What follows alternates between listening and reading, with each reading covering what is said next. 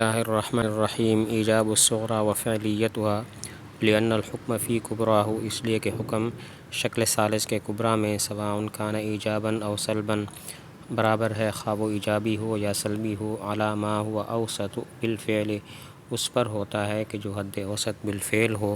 کما مرہ جیسا کہ گزرا، فلو لم یتحد الاصغر، پس اگر اصغر متحد نہ ہو مع الاوسط بالفعل،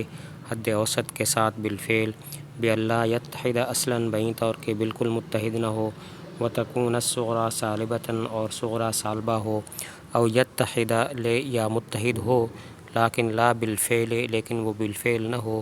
وتکون الصغریٰ موجبۃ ممکنۃ، اور صغریٰ موجبہ ممکنہ ہو، لم یتعد الحکم من الاوسط بالفعل الی الاصغر،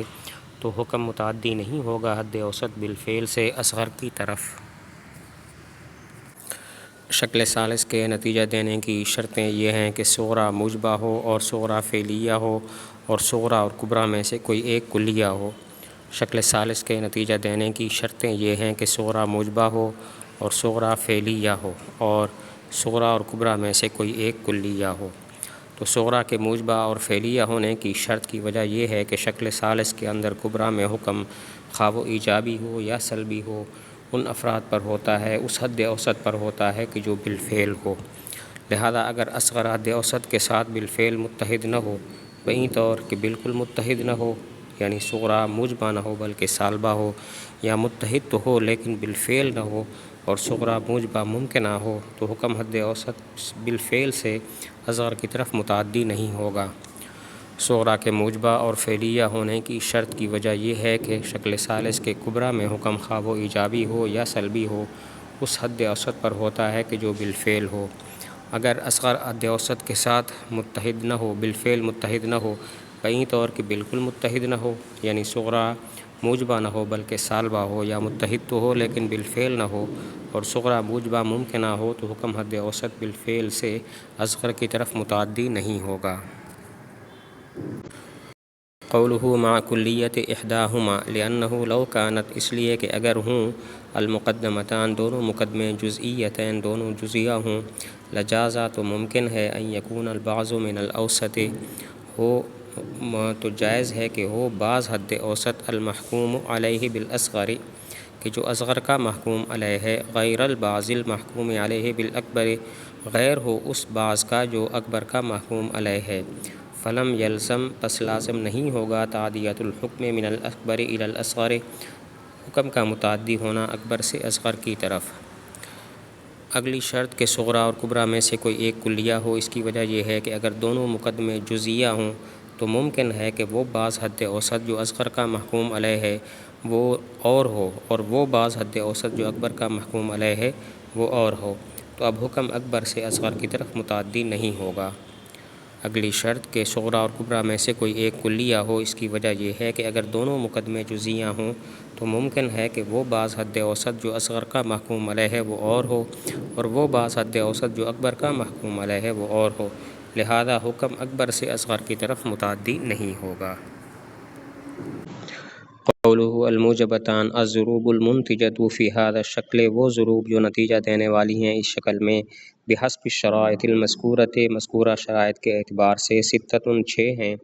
حاصلۃ، جو حاصل ہونے والی ہیں، من ضم الصغری الموجبۃ الکلیہ، صغریٰ موجبہ کلیہ کو ملانے سے، الی الکبریات الاربع، چاروں کبریات کے ساتھ، وضم الصغری الموجبۃ الجزئیۃ، اور صغریٰ موجبہ جزیہ کو ملانے سے، الی الکبریین الکلیتین الموجبۃ والسالبۃ، 2 کبریٰ کلیہ موجبہ اور سالبہ کے ساتھ ملانے سے، وہذہ الضروب کلھا، اور یہ ضربیں ساری کی ساری، مشترک ہیں، فی انہا، اس بات میں کہ وہ لا تنتج، نتیجہ نہیں دیتی، الا جزئیۃ، مگر جزئیہ کا، لیکن ثلاثۃ منہا، لیکن ان میں سے 3 تنتج الایجاب، نتیجہ دیتی ہیں ایجاب کا، وثلاثۃ منہا، اور ان میں سے 3 تنتج السلب، نتیجہ دیتی ہیں سلب کا۔ وہ ضروب جو شکل ثالث میں مذکورہ شرائط کے اعتبار سے نتیجہ دینے والی ہیں وہ 6 ہیں۔ 4 تو وہ ہیں جو صغریٰ موجبہ کلیہ کو کبریات اربع، محصورات اربع کے ساتھ ملانے سے حاصل ہوتی ہیں،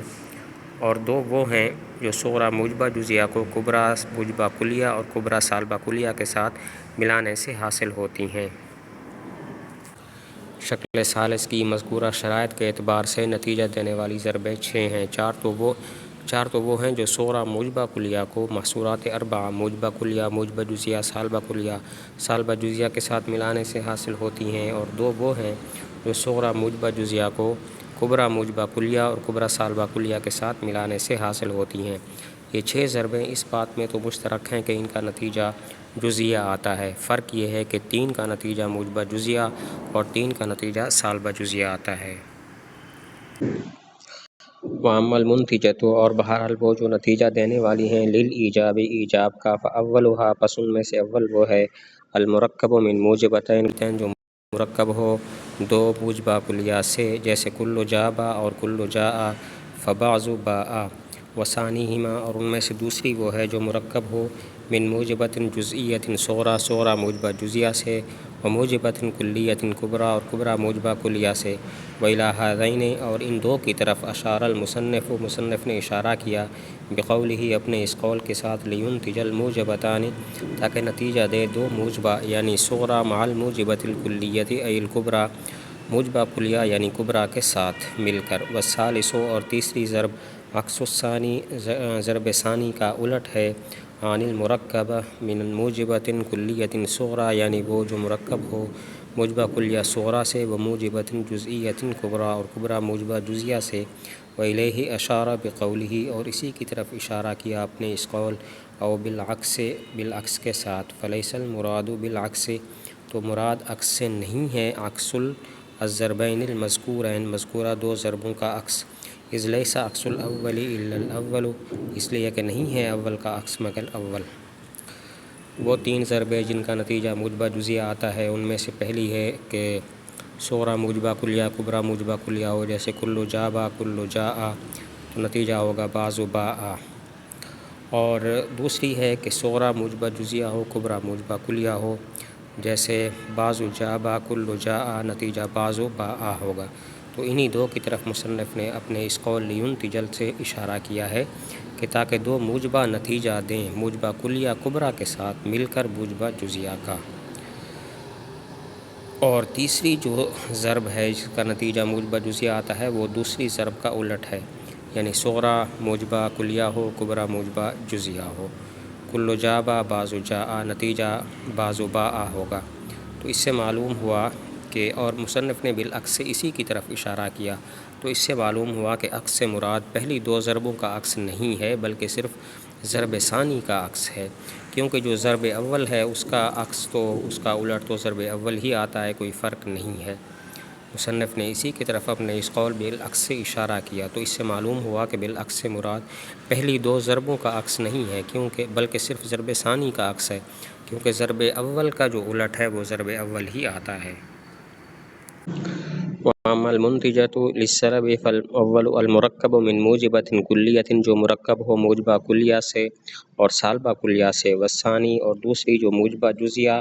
سے اور سالبہ کلیہ سے، وإلیہما اشارہ اور انہی 2 کی طرف اشارہ کیا بقولہ اپنے اس قول کے ساتھ مع السالبۃ الکلیۃ سالبہ کلیہ کے ساتھ، یعنی لینتج تاکہ دے 2 موجبہ سالبہ کلیہ کے ساتھ مل کر، والثالث اور تیسری ضرب ہے جو مرکب ہو من موجبۃ کلیۃ